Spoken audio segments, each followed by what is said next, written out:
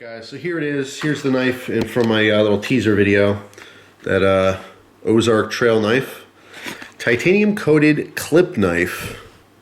3.5 inch Tanto blade. Tanto. 4-inch fiberglass handle, which to me is just G-10. And a pocket clip. Okay. Well, let's see about that. I did put this little tip back on and save the packaging and show you this, but I've been playing with this knife for about the last 10 minutes. And I want to do a video just kind of on my first impressions on this knife. Now, first of all, let me give you a quick background story. Last night, I decided to go to Walmart with my wife. We were planning on going there to return something. I got a little Halloween costume for Gus, and it was too small for him. I mean, it kind of fit him, but he was too uncomfortable. It was too tight. So I wanted to return that. We decided not to go. And then like later in the night, because our Walmart's 24 hours by us. And we just kind of said, screw it, let's go. You know, we went at midnight. We did a midnight Walmart run. So we returned our costume. We got a couple things off of my list. I ended up getting actually a new filter for the truck. I was talking about in my truck update getting a filter. I ended up getting a washable filter by K&N. Looks like it's great quality. I'm very happy with it. Pop that in there. But anyway, while I was there, I made a couple impulse purchases, as I'm known to do. Small ones, albeit. The one thing is actually a double work light. It's a 1,000-watt halogen dual head work light, which is pretty cool. I'm probably going to do a video on that for all the flashlight type guys. And then I also made this purchase for $4. I happened to go over into the outdoor section, which I always do. If I go to Walmart, I don't care if I'm going there for, you know, a bag of socks. I always have to look at the outdoor stuff. Got to see if there's new blades, new guns, whatever. And I saw they had that little revolving display. And I saw, all right, Ozark trail knives. And I didn't see the price right away. Now, my memory of Ozark trail knives is kind of, you know, I don't have to tell you guys. Most of you knife people already know about them. But they always had that $1 knife, and you figure, you know, for $1, come on, you know. Even the worst knife in the world is worth $1, right? Yeah, as long as it's somewhat sharp. I don't know. But that's what popped in my head. And then I saw these, and a couple of them were kind of appealing. But then, you know, I didn't think I was going to buy anything. And as I was rotating it, I saw that they had this particular one with the G-10 scales. It is layered. You know, what are they calling it on here? They're calling it fiberglass. Let me zoom in here. You can see it is like legit layered G10. In fact, the black is very smooth. The blue is almost like a micarta type layer. As I turn this, you can see the little fibers sticking up. It's a softer material. Just, I don't know, interesting. It's a G10 of sorts. The one thing I noticed right away is that it's got a cool pattern. You know, it's kind of like hash, you know, or slash mark slash whatever. It's nice and even until you get to the pivot, because by design they wanted to rotate it around. Then you're left with this just really odd flat spot here. Same on the other side underneath the clip. These big bold flat spots. Not, you know, it's not a big deal, but I honestly think they should just continue that pattern all the way to the top. Anyway, yeah, so I saw this like G10 material, and I'm like, you know what? What are the prices on these things? And I saw it, you know, it was $4. All right, fine, I'll take one. Why not? I haven't got a knife from Walmart in a long time. Now, I will tell you, I'm not a fan of the Tanto and combination edge. It's not for me. There's so many different blade shapes and styles out there and designs, and this is just like my least favorite combination. You know, I'm not completely against Tanto knives, and I'm not completely against partially serrated blades. I just don't like them together. And this is the only option I saw there. I'm hoping that in the future they have other options. I'd like to see just at least a plain edge, you know, Tanto blade. But, you know, whatever. It is what it is. This is running along the same lines of like the CRKTs. You know what I mean? Some of the M16 models. It just seems like there's a lot of different knives from Walmart, or that Walmart stocks and carries, that has the combination, you know, Tanto and serrated edge. It's like their knife department isn't really made for knife people. And what I mean by that is that the knife guy may go in there with very specific needs or wants in a knife. You know, The outdoor section at Walmart is not necessarily built for outdoorsmen, so to speak. It's kind of built for aspiring outdoorsmen. If you look at their gear, I mean, I'm not saying everything is bad or anything like that. There's some good deals and some good finds and good products. But generally speaking, it's for people who are kind of just getting into it. You know what I mean? People who buy knives because they look cool. And there's nothing wrong with that, don't get me wrong. But if you're going for function, you got to have a little bit of experience. You got to have a little bit of an idea of what you're looking for. And I think just, you know, who knows? Maybe they do some kind of a testing and they see just what kind of knives people like. And they gravitate towards tanto blades and they gravitate towards serrations. So they say, yeah, let's make all of our knives that we sell here, you know, the combination tanto blade. I don't know. Anyway, I'm harping on that. It doesn't really make a difference, but that's what it is. You know, I have to say, yeah, there's some issues here and there that I have. Also with the design here, they brought it all the way to the back. Now the back you can see is kind of pointed, right? Not a huge deal. In the hand, you don't really feel it too much. It is a shorter handle. I would like to have it a little bit longer. I would classify this definitely as a medium-sized knife. The point is not a huge deal as far as comfort. However, I did notice that the scales, they end, again, let me zoom in. You get better detail when I zoom in as opposed to the other way around. You can see that they flare out on both sides, and you can definitely feel that. They're sharp edges right here, okay? Also, just in general, the entire knife overall feels like it could use a really good sanding and polishing. On all edges, it just feels a little bit uneven.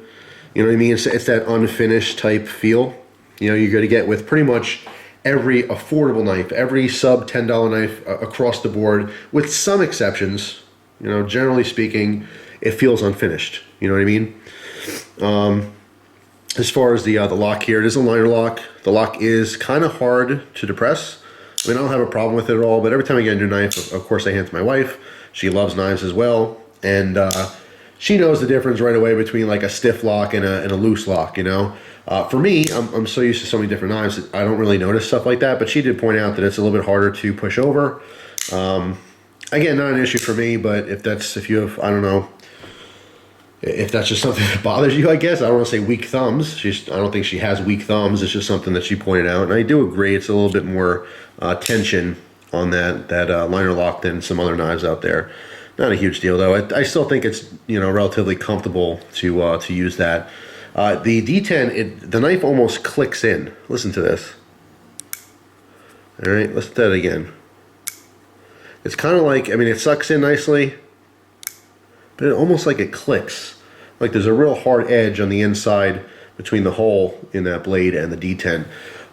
It does have a flipper, it does have dual thumb studs on here. The thumb studs work, but I feel like they're on the pointy side.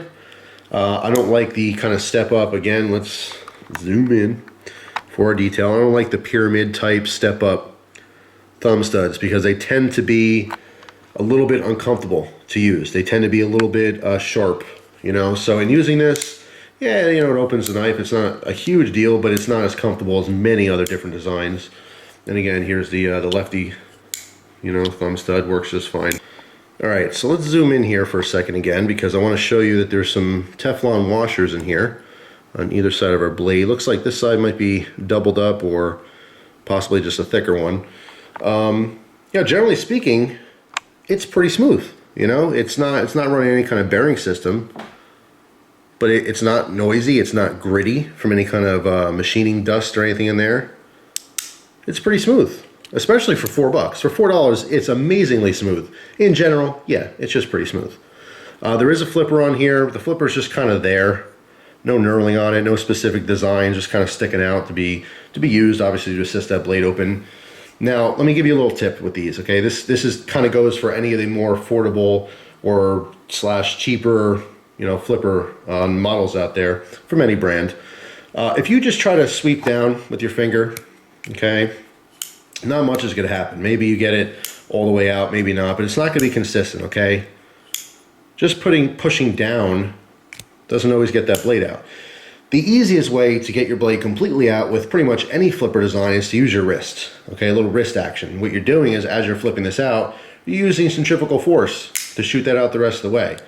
Okay, it'll work every single time. As you're flipping the flipper down or pushing it down, whatever, use your wrist. Okay, like you're throwing a frisbee or something or whatever. It'll work every time. But I have to say, kind of cheap, if you ask me. I think any good flipper should be able to flick out completely in the open lock position without moving your wrist. Now you can accomplish this very easily by, instead of pulling down, push in and then down. Okay, if this makes sense to you. You're going to basically build that pressure with the tip of your finger until the point where it almost hurts, and then you're going to pull down.